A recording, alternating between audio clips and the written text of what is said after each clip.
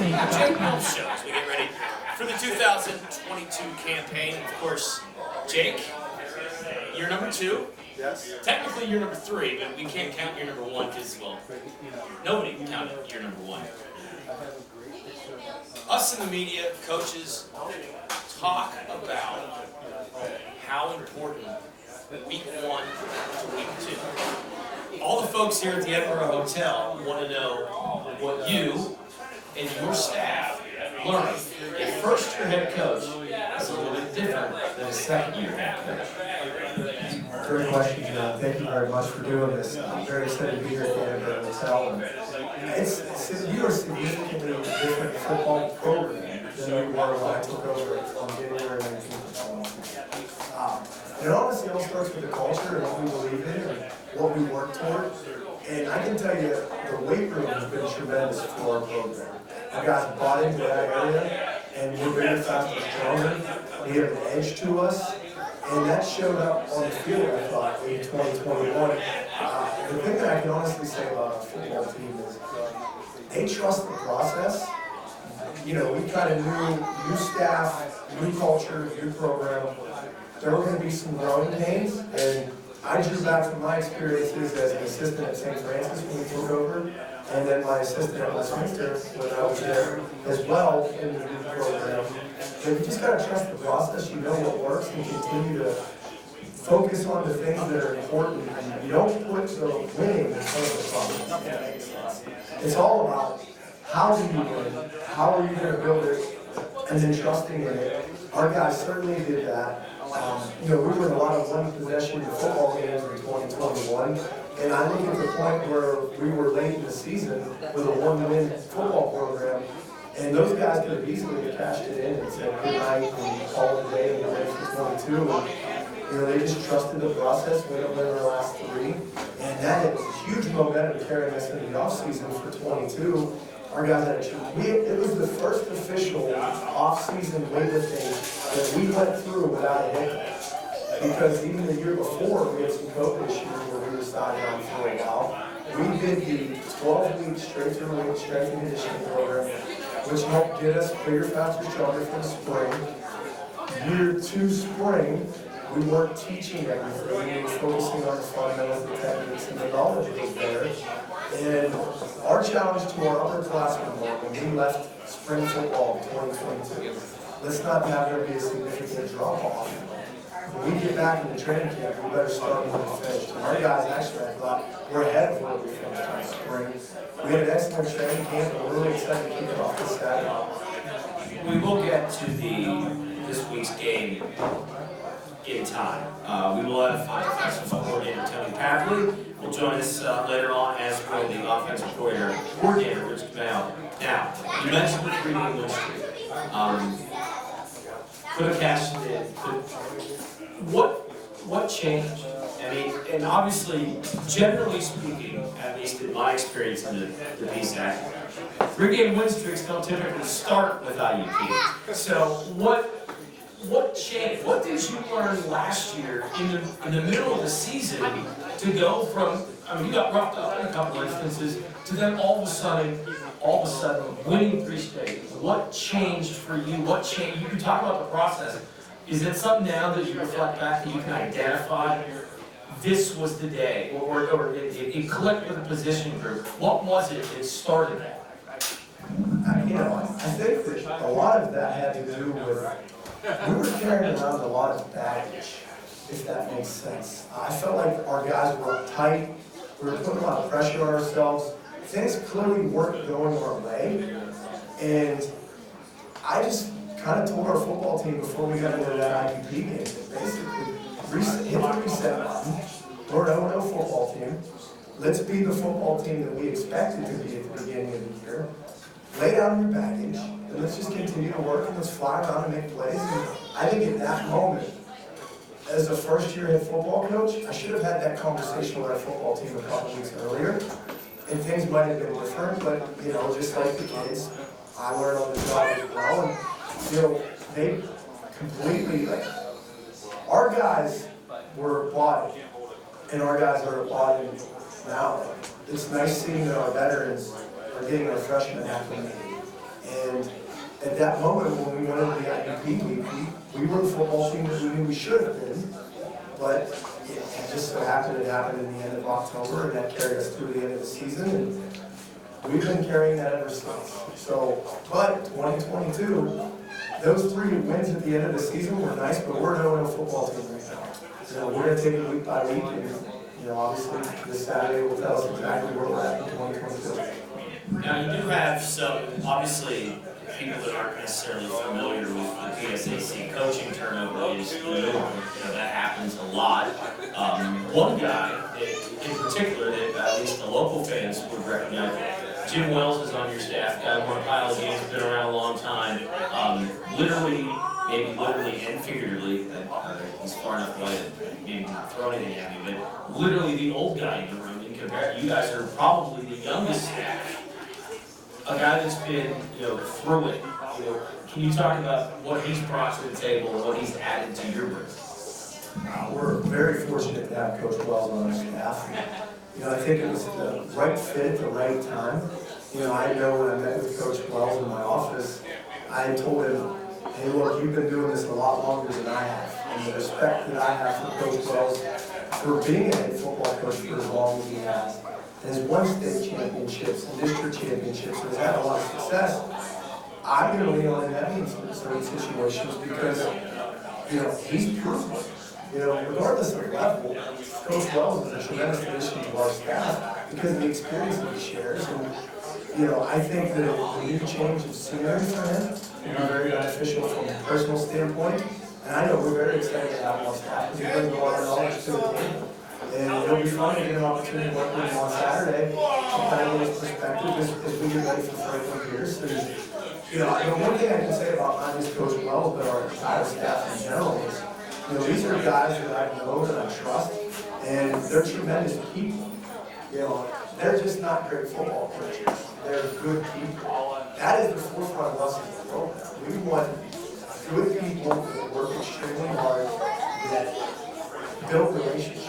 That's the entire, as far as the recruiting process, our program, everything is built on a personal relationship with our players and the staff. We have an open door policy, all of our coaches. Our guys come in and have a real conversation with us. That is so important now in an era where, our guys are juggling and dealing with a lot of different things. It's not just football. They got their social lives, they got their academic. So you get a guy like Coach Wells, who's pretty quote-unquote the old guy on staff, right? And get his experience in dealing with the youth is just a benefit to our program. So obviously, some of this was self-induced, but I don't know what you did to Steve Murray. You start 4 of 5 on the road. That stinks.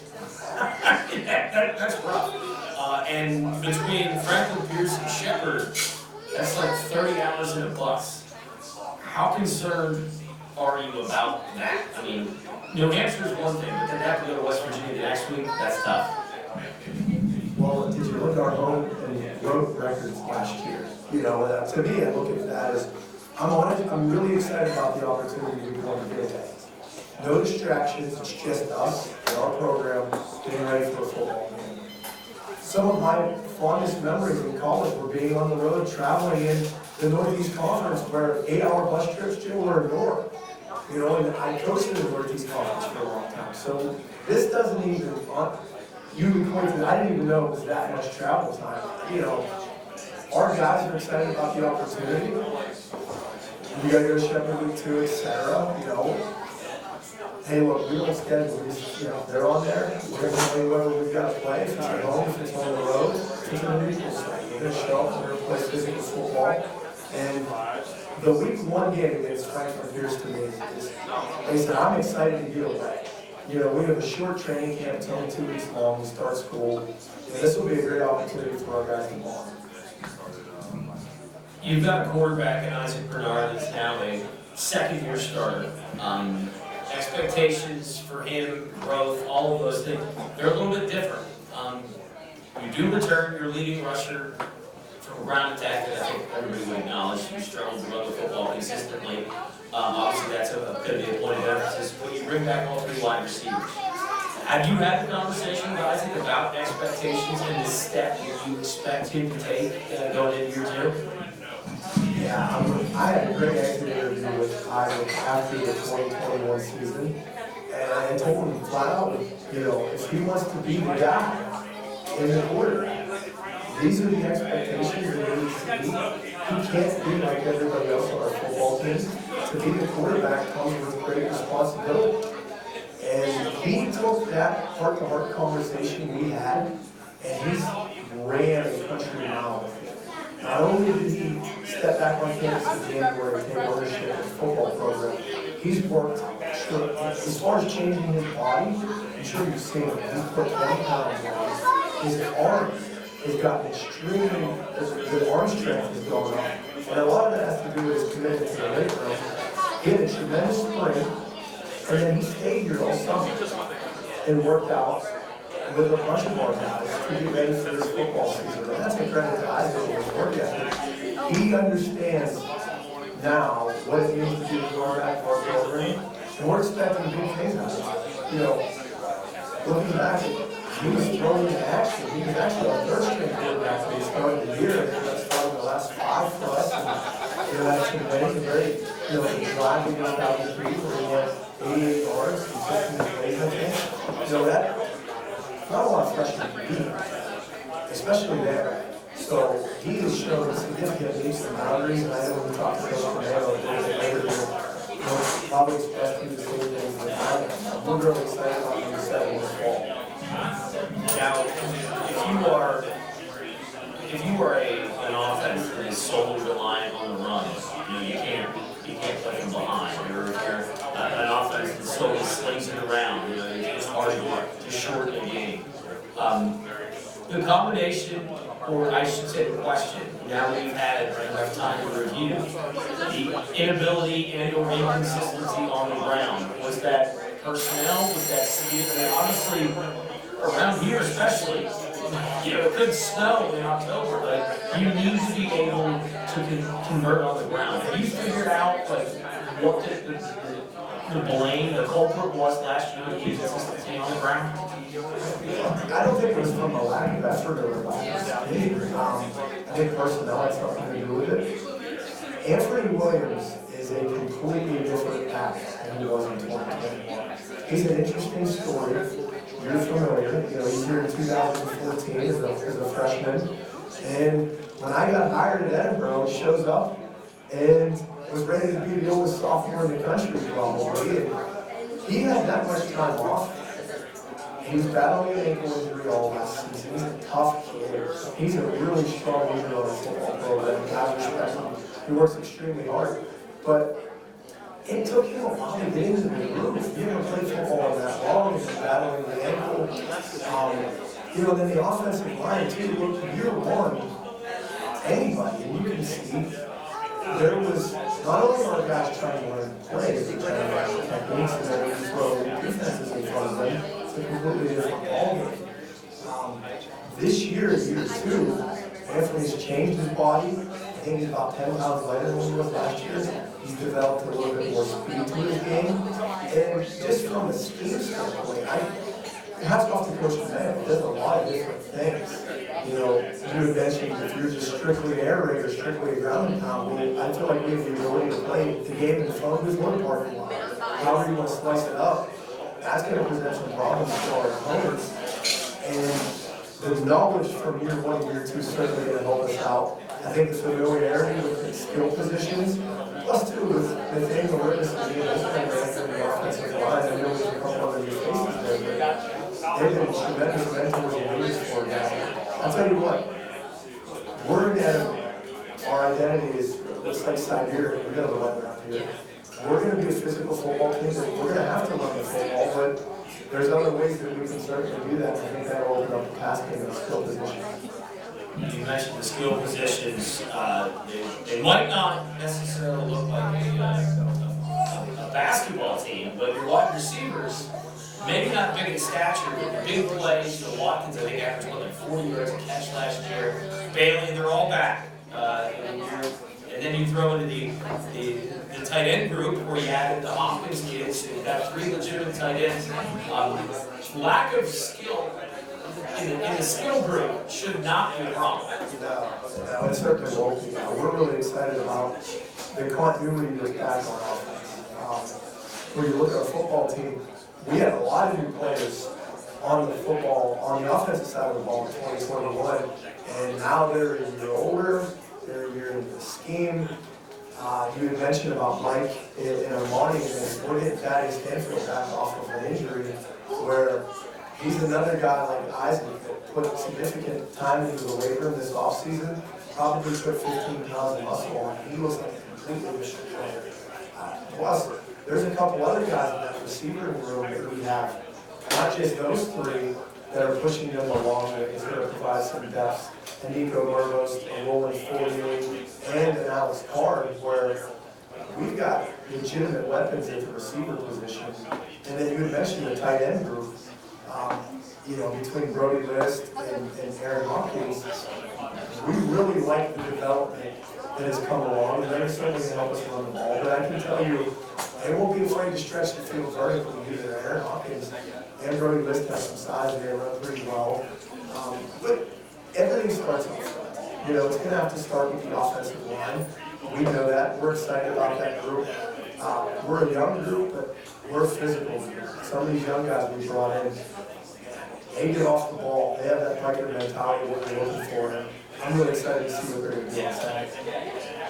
Jumping over to the other side of the ball, and we'll get a little bit more in depth on this with Coach Papley, but I know that it's talking to him over the summer, a little bit of concern with maybe the interior size. What it's like, IMP, the way that they've got 5 running backs that will come in rotation. And that's the thing, is that I think that the misconception that people don't understand, when you run into the better teams that are running with powers, it's not a one problem. It's when the 2s and 3s have to play, that's really where the depth becomes an issue. Defensively, you've got lots to replace along that front. I believe you have to replace the pass rush in its entirety. Talk a little bit about the D-line and some guys who have, because again, it's going to be all new faces. Edinburgh fans are going to have to get reacquainted with some of these guys. Who's some of the guys that have stood out to you up front?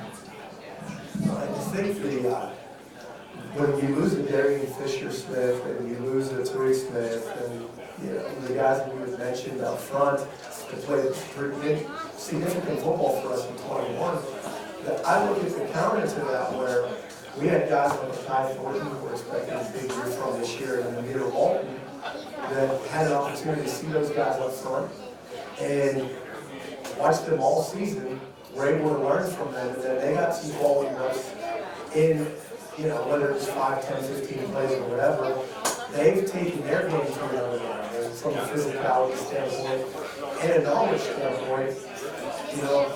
We're not going to be the biggest group up front, but we're okay with that because I think that we're going to do some things with our speed and our quick twitch could possibly hurt some groups that aren't used to those types of defenses, if that makes sense. So where we lack in size, I think we're going to make up for it speed.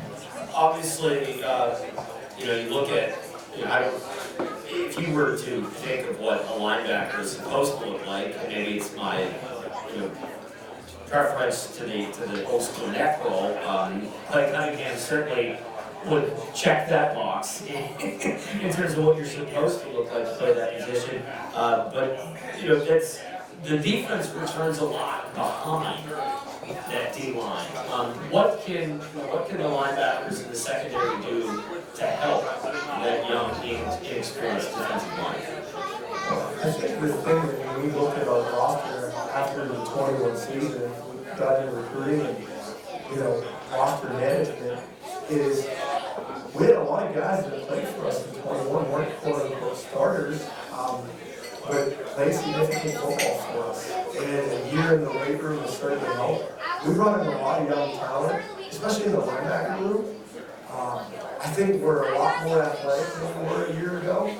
And I think from an instinct standpoint, we've got some guys that will actually get downhill and knock you backwards, which we're really excited about.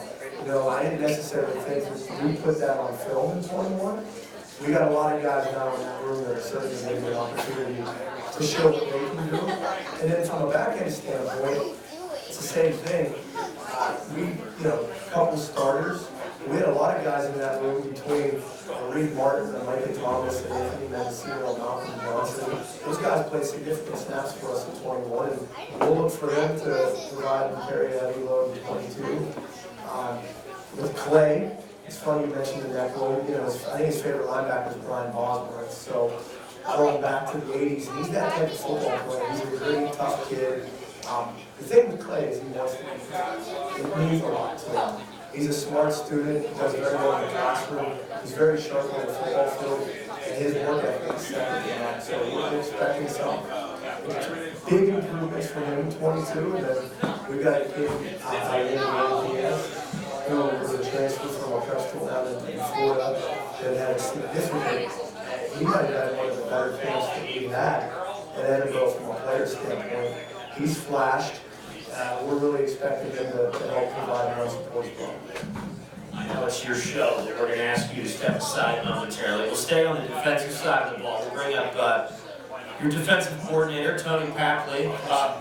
So, what have you seen? Because you know, we both know that if you're going to go be IUP again, you're going to face a lot of heavy personnel, and they're just going to try to run it down your throat. Who were some of the guys that the coach talked to you a little bit about? But we would take a little deeper dive because I think both sides. Controlling the point of attack, everyone knows this is how you win football games. But you do have an experience problem along the front. I appreciate you, Joe. And yeah, thinking of the front line, a guy that we transitioned down from the linebacker position, now replaced strong side defensive end is Nick Cunningham.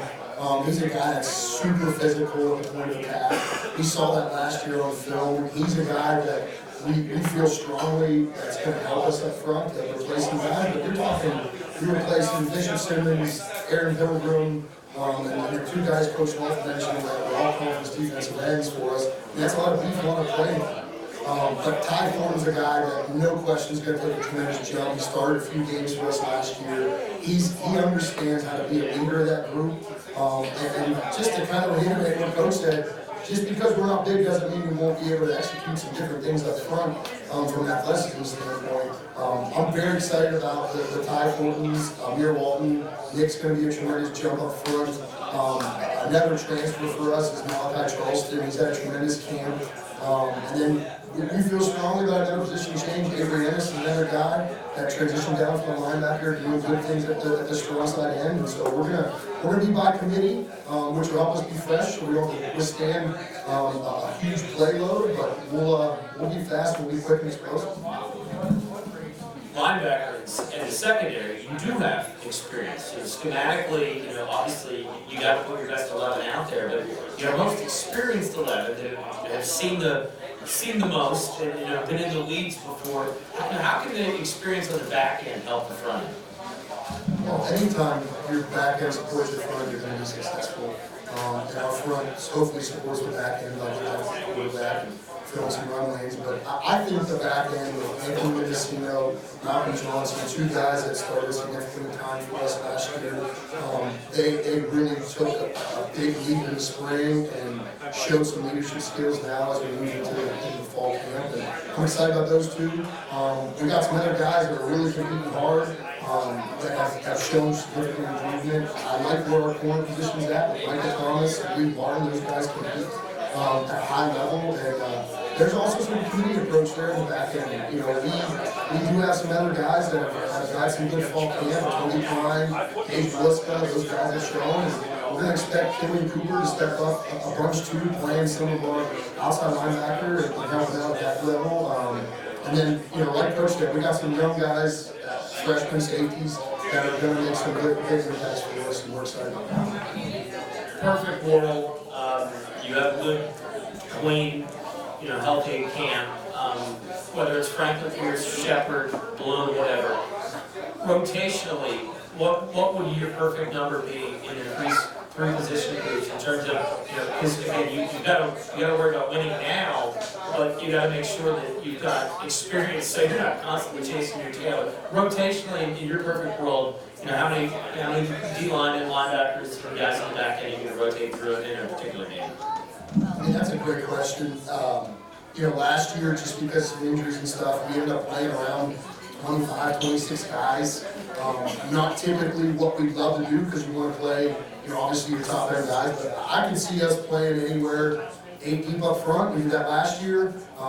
We definitely have some solid linebackers. There'll be some rotations there. And the back end, ideally we keep those guys structured and sound. That was something last year we started, we think, 9 different secondaries throughout our 10 games. So we'd like to have some cohesion there. It's all just a field goal by game. Depending on what the team's going to do, we got to go out and defend that. So if they're going to get big, we're going to get big. They're going to get small, we're going to get small and fast as well. Coach Papley, appreciate you. We're going to bring up offense coordinator Rich Tamayo. Of course, we're going to go outside in. Steadfield, Watkins, Bailey. Legitimately, we don't know, but in my experience, I've been around, done this for, I think this is my 15th season in the PSAC. On the perimeter anyway, you don't have a dude problem. Right, now. Those guys are extremely explosive. They are very smart. Very happy with the way that they've kind of attacked this camp. You can see every day that they just get better and better and better than they work. And explosiveness shows up literally everywhere. One of those guys makes a play today. There it goes. So we're very happy with that group right now. We're really deep. We're about 5, 6 guys we can barely have no problems competing with anybody. But yeah, those guys are kind of the backbone of us right now, and we're very happy about where they're at as a unit. Coach Cocker did a great job of keeping those guys ready and mentally being straight. So yeah, they're ready to rock and roll. I mean, they actually cannot wait to get on the field and get out there. So Now, Rich, being the offensive coordinator, I don't know if you're aware of this, but you're in the idiot business. 50% of the time, somebody thinks you're an idiot. Other than the kneel, do you have any plays in the playbook that are not designed to score a touchdown? absolutely not. I always joke with people, like, you realize that every play is in fact designed to score a touchdown. O-line. Literally, it's I don't care who you have. It doesn't. That's all that matters. It makes your job a lot easier when you can keep the other side guessing. Have you had some self-reflection? Was it your fault? What can we do? What was the inability to be consistent? I mean, that is the stalwart of what makes IUP great, and they can do it because for 3 decades they know that they can line up, run off tackle, and pick up 5 yards. That's what they do. What have you done schematically with personnel grooming? Because inevitably there will be at least 10 times this year where you just have to get 4 yards. How's that going to happen? Well, I think last year, for the first year, we were kind of out there running plays. What I mean by that. We didn't have a true understanding, I don't think, what we were trying to get accomplished last year. But what an awesome spring we had. Coach did a great job with the offensive line getting ready. These young guys came in spring, early fall, and really just came ready to rock and roll. We're going to be young, but I'll tell you what, we're going to be physical as all people. So there is always a time. We played 4 back last year, and you're right, physically, we could kind of match up last year. But I'm very happy about where we're at right now, physically. Maybe we got to try to be better, but up front, very happy about what Coach has done with that group, past year. And it'll be a regular rock and roll, no doubt. But you're right, there's going to be times where you have time, especially up here in Denver. You're going to get rain, you're going to get snow, you're going to get whatever. And you got to be ready to go. So, tight end, offensive line, we really invested in this past year. I think you'll see the proof in the pudding. And the running backs have obviously gotten tremendously better too. Anthony came back last year and he was, I wouldn't say, well, he hasn't played football in a long time. So he was kind of getting back in the swing of things, and what a great spring he had, what a great fall he has. He has gone so much better from where he was last season. And our backup running backs, Mike Flowers, those guys, they really need to play this camp. We'll be physical, and I think that'll help out, every this past spring. So we'll be fine.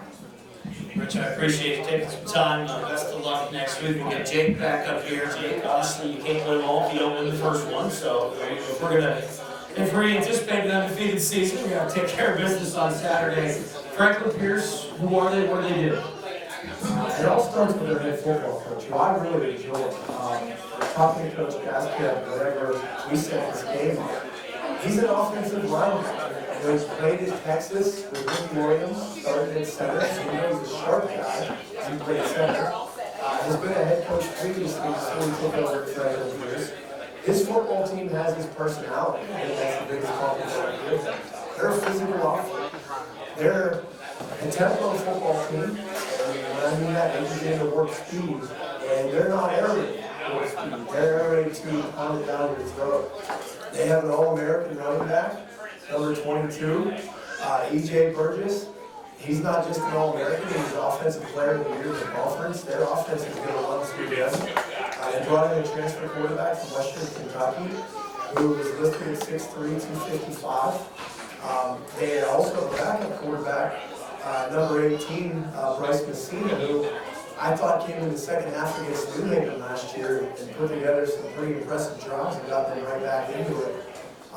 They have 3 transfer wide receivers on the perimeter.